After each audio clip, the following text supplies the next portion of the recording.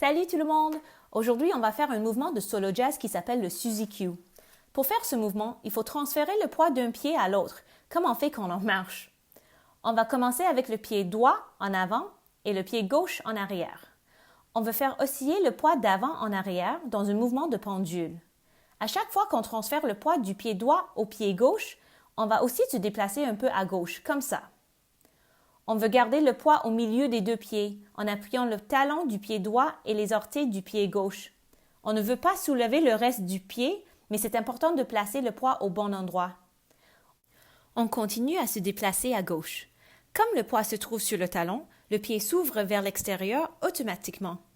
On peut accentuer cette ouverture en amplifiant l'action avec les genoux. Essayons de l'autre côté. On met le pied gauche en avant et le pied droit en arrière. On transfère le poids d'un pied à l'autre comme une pendule. On se déplace un peu à droite à chaque fois qu'on transfère le poids du pied gauche vers le pied droit. Encore une fois, on garde le poids au milieu des deux pieds, sur le talon du pied gauche et les orteils du pied droit, sans soulever le reste du pied. Quand on se déplace, le pied s'ouvre toujours vers l'extérieur.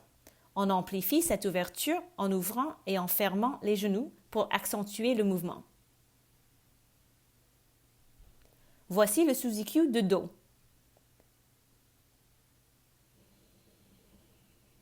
Et dans l'autre sens.